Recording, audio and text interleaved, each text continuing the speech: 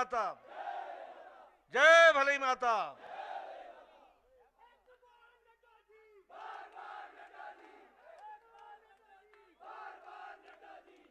आज के इस जनसभा में यहां पर उपस्थित मेरे वरिष्ठ मित्र, जिनके साथ मुझे विधानसभा में रहने का मौका मिला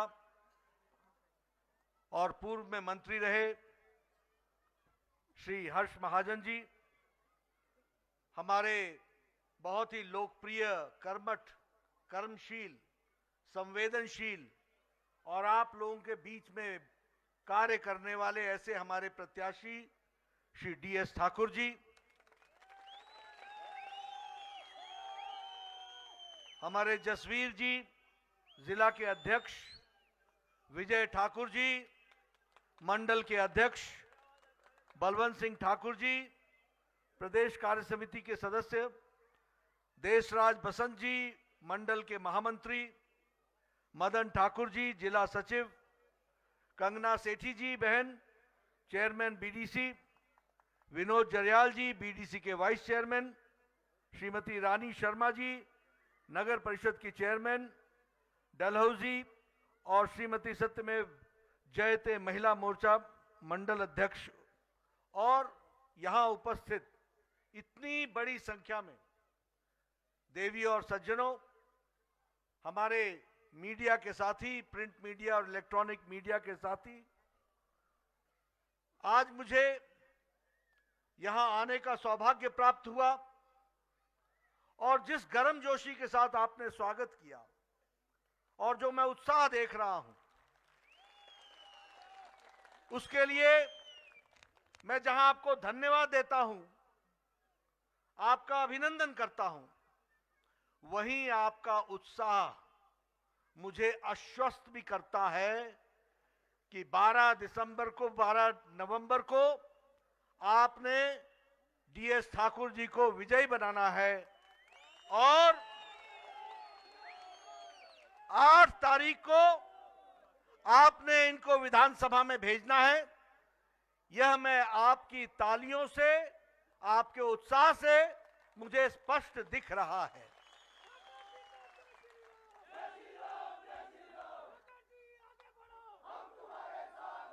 मित्रों, जब चुनाव की बात आती है, इस उत्साह को देखकर एक और भी स्थिति मुझे आगे स्पष्ट दिखती है और वो यह दिखती है कि हिमाचल के लोगों ने इस बार तय कर लिया है कि राज नहीं, रिवाज बदलेंगे। ये अल्टा पलटी नहीं,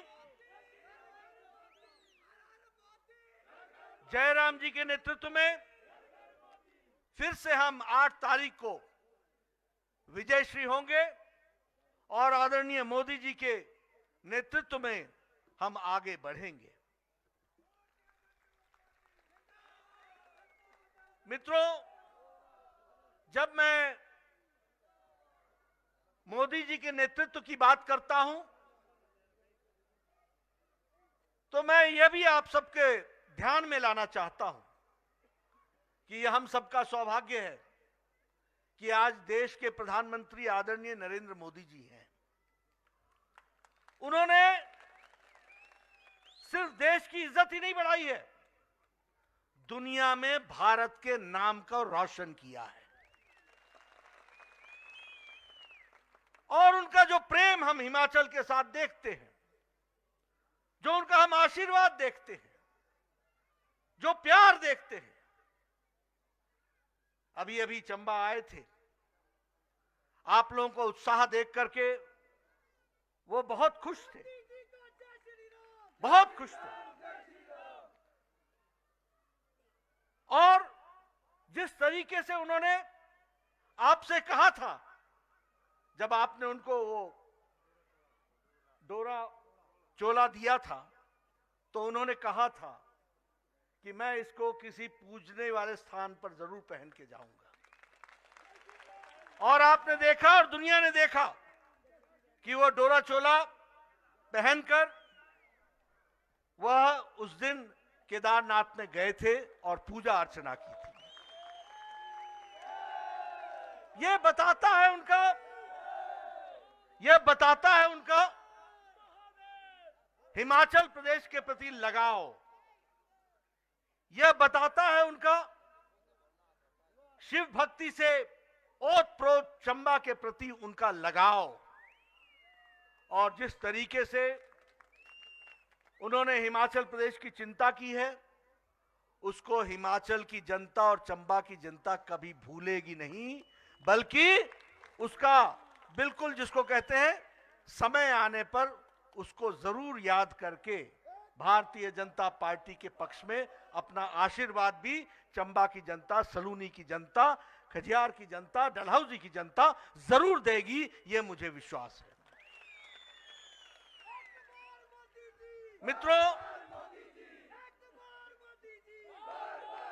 मित्रों, आपने यह भी देखा होगा कि जब हम सब लोगों ने कहा कि मोदी जी ने ये किया, मोदी जी ने ये किया, तो मोदी जी ने कहा मोदी जी ने नहीं किया, ये आपने किया,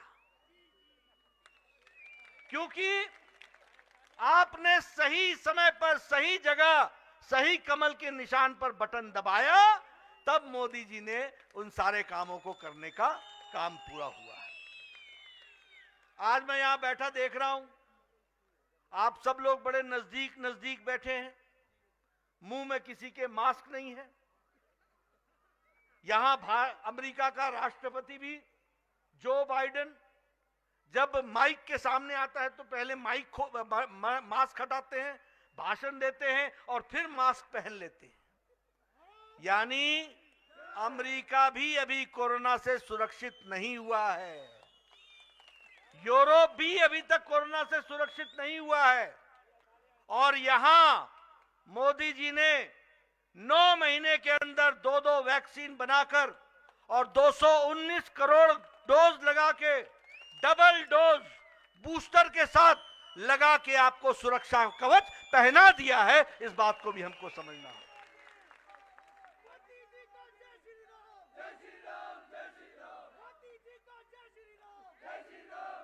ये सुरक्षा कवच जो आपको पहनाया है, उसमें जयराम ठाकुर भी पीछे नहीं रहे। हिमाचल प्रदेश नंबर 1 रहा है, पहले डोज लगाने में भी और दूसरे डोज लगाने में भी फर्स्ट रहा हिमाचल प्रदेश।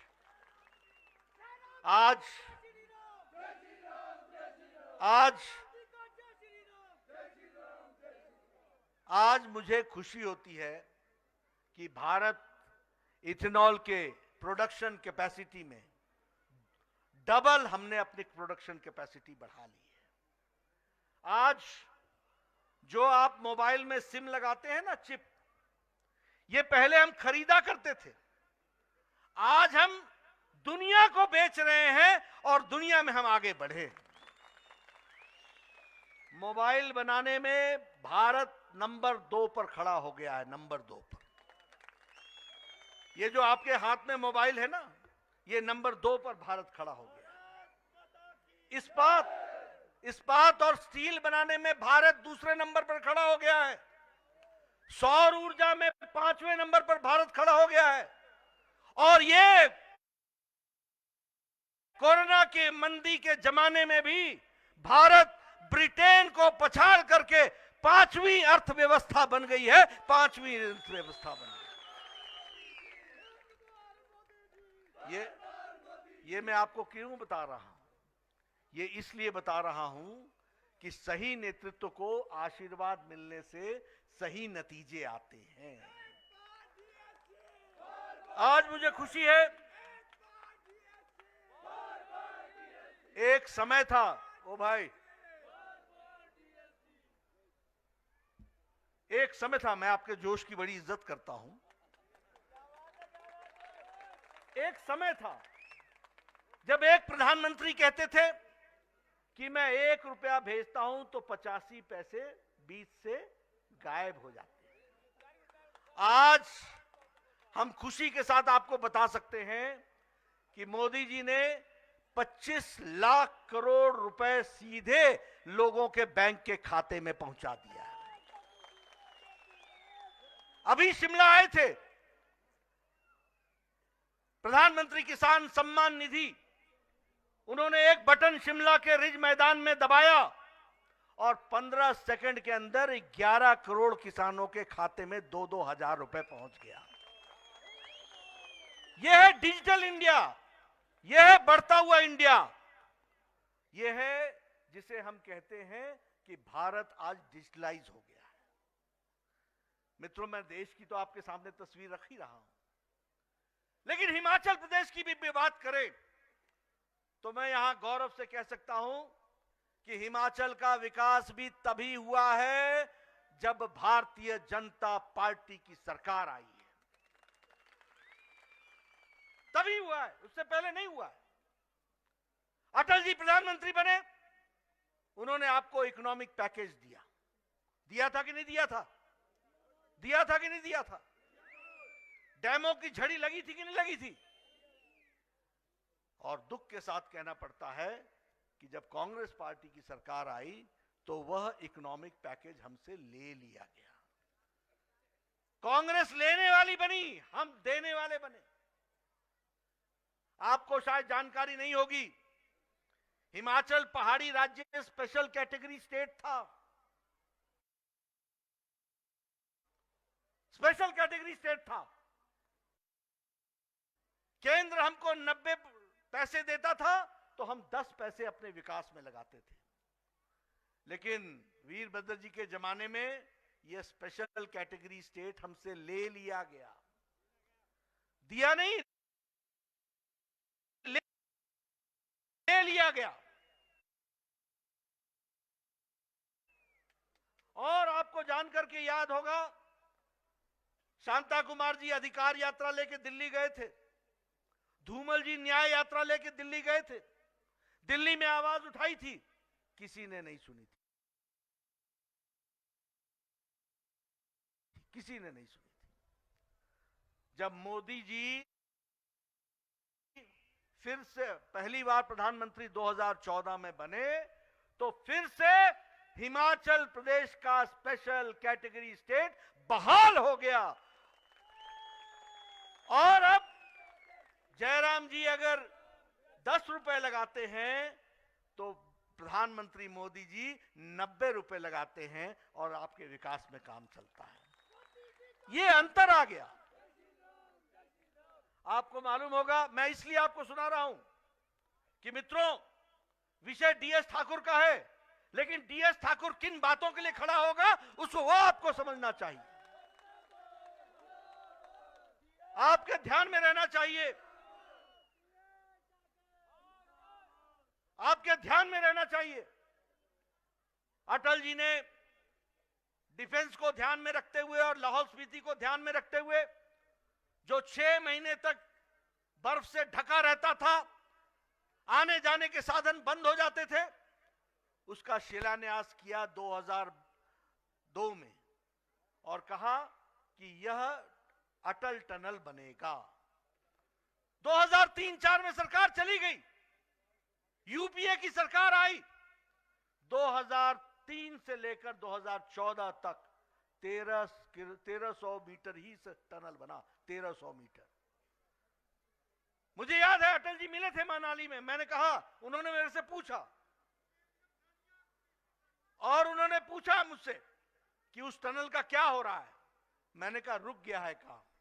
अटल जी ने कहा था यह टनल की पत्थर मेरे सीने पर पत्थर है।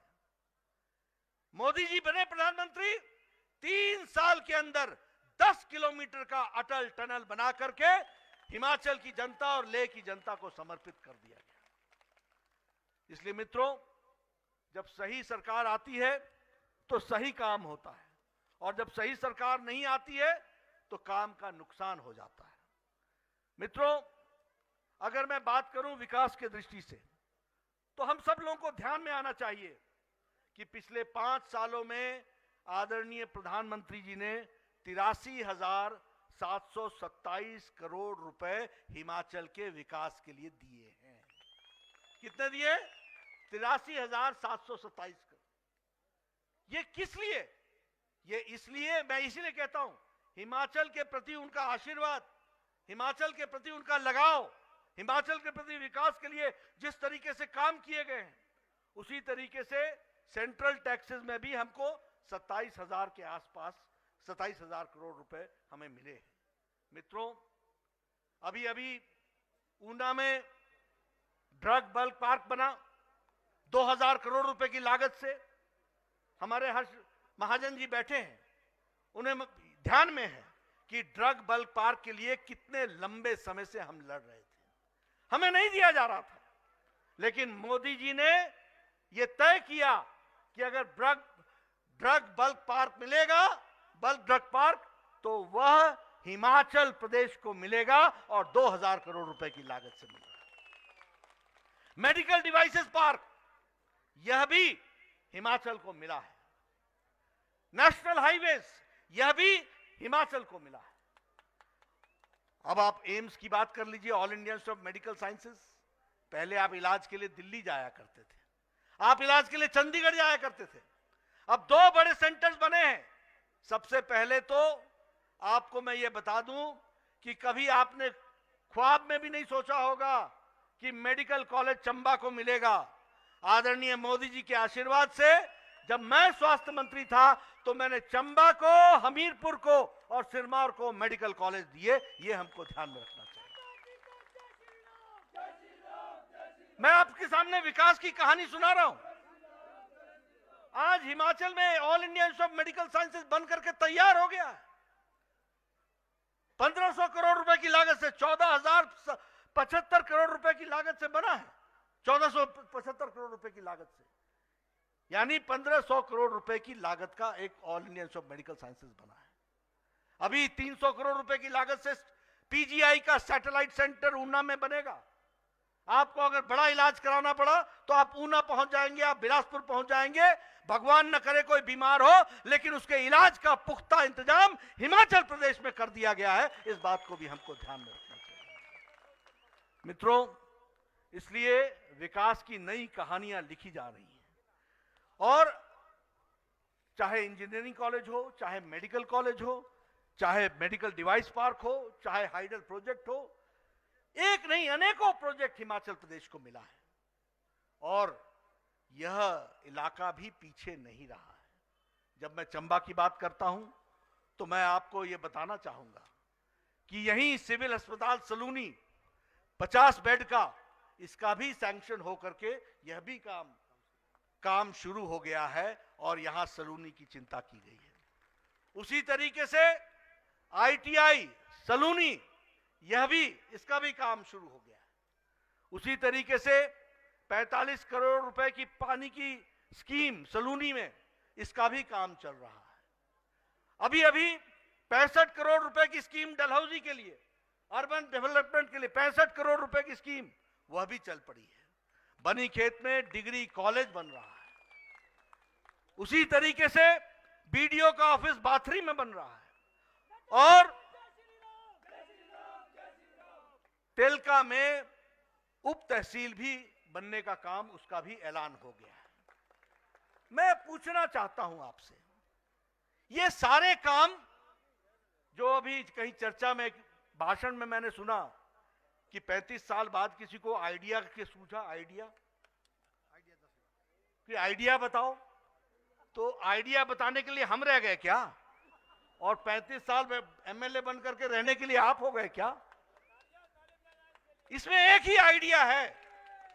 उनको मैं एक ही आइडिया दूंगा कि आप घर में अब आप आराम कीजिए और डीएस ठाकुर को काम दीजिए। यही आइडिया ठीक है। मेरा आइडिया ठीक है, आइडिया ठीक है। 8 तारीख को लागू कर देना आइडिया। मित्रों, आपको समझना चाहिए, जानना चाहिए, क्या कारण है कि इतने साल रहने के बावजूद भी आपके यहां डिग्री कॉलेज नहीं आया? क्या कारण है कि आपके यहां डलहौजी जो टूरिस्ट सेंटर है, वहां पानी की स्कीम माकूल नहीं पहुंची? क्या कारण है कि 50 बिस्तर के अस्पताल के लिए भी सलूनी की जनता तरसती रही, किसी ने सुध नहीं ली? क्या कारण है कि विकास के दृष्टि से जो कार्य होने चाहिए थे वह कार्य नहीं हुए? वो इस कारण से क्योंकि उन काम करना उनकी आदत में नहीं है, काम करना उनकी सोच में नहीं है, काम करके लोगों की सेवा करना ये कभी सोचा नहीं। बड़े परिवारों में पलने वाले क्या जानते हैं कि आम आदमी की तकलीफ क्या होती है? ये डीएस ठाकुर है, बताइए ठाकुर साहब आपके बीच में रहे हैं कि नहीं रहे हैं? कंधे से कंधा मिला करके आपकी समस्याओं को सुलझाने का काम किया कि नहीं किया? 45 करोड़ की पानी की स्कीम लेके आए कि नहीं आए? 65 करोड़ रुपए की पानी की स्कीम लेकर के आए कि नहीं आए? डिग्री कॉलेज खुलवाया कि नहीं खुलवाया? घोषणा करवाई कि नहीं करवाई? उप तहसील देने का काम किया कि नहीं किया? मित्रों, ये बताता है कि डीएस ठाकुर आपके लिए हैं और दूसरे वाले परिवार के लिए हैं। वो परिवार के लिए हैं। आपको अपना हक तय करना है। ये विषय डीएस ठाकुर का नहीं है। मैं बड़े स्पष्ट शब्दों में बताना चाहता हूं, ये विषय सलूनी की जनता के लिए है, उसके हक के लिए है, उसके अधिकार के लिए है, उसकी लड़ाई लड़नी है। ये डलहौजी की जनता को हक की लड़ाई है और वो हक की लड़ाई आप जरूर लड़ेंगे, ऐसा मेरा विश्वास है। मैं आपको जब रिवाज बदलने की बात कहता हूं तो हमने कई जगह रिवाज बदले हैं। असम में हमारी सरकार कभी नहीं थी, हमने सरकार बनाई और दोबारा वहां पर विशुद्ध भारतीय जनता पार्टी की सरकार बनाई। उत्तर प्रदेश 38 साल से कोई भी पार्टी सरकार दोबारा नहीं बना पा रही थी। 38 साल से वहां भी हमने भारतीय जनता पार्टी की सरकार बनाई थी और दोबारा 38 साल बाद फिर से उत्तर प्रदेश में भारतीय जनता पार्टी की सरकार बनाई। यहां पड़ोस में उत्तराखंड में जब से राज्य बना है कभी भी एक पार्टी की दोबारा सरकार नहीं आई थी, लेकिन पिछले साल वहां भी हमने रिवाज बदल दिया और वहां भी विशुद्ध भारतीय जनता पार्टी की सरकार आई। गोवा में एक बार नहीं, दो बार नहीं, तीसरी बार हैट्रिक बना करके भारतीय जनता पार्टी की सरकार बनाई। मणिपुर में जहां हमारी कभी सरकार नहीं थी वहां हमने सरकार बनाई और दूसरी बार शुद्ध भारतीय जनता पार्टी की सरकार बनाई है।